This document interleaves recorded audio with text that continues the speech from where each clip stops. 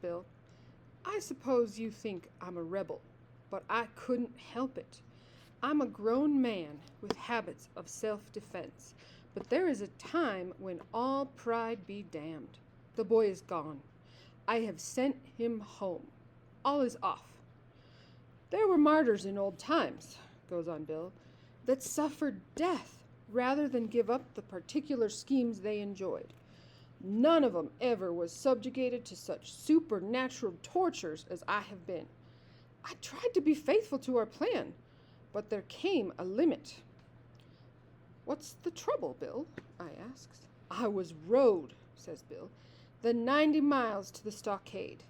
Then, when the settlers was rescued, I was given sand instead of oats to eat. And then, for an hour, I had to try to explain to him why there was nothing in holes, how a road can run both ways, and what makes the grass green. I tell you, Sam, a human can only stand so much. I takes him by the neck of his clothes and drags him down the mountain. On the way, he kicks my legs black and blue from the knees down, and I've got to have 2 or 3 bites on my thumb and my hand stitched. But he's gone, continues Bill, gone home. I showed him the road to Summit and kicked him about 8 feet nearer there at one kick.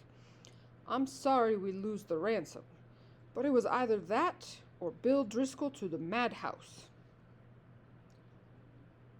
Bill is puffing and blowing, but there is a look of undeniable peace and growing content on his features. Bill, says I, there isn't any heart disease in your family, is there? No, says Bill. Nothing chronic except malaria and accidents. Why? Then you might turn around, says I, and have a look behind you. Behind him was the kid, stepping softly like a scout, with a broad grin on his face. Bill sees the boy and turns completely pale, sits down plump on the ground and begins to pluck aimlessly at grass and little sticks.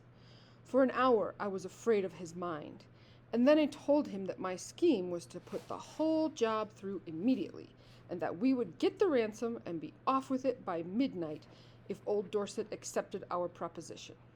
So Bill braced up enough to give the kid a weak sort of smile and a promise to play the Russian in a Japanese war with him as soon as he felt a little better.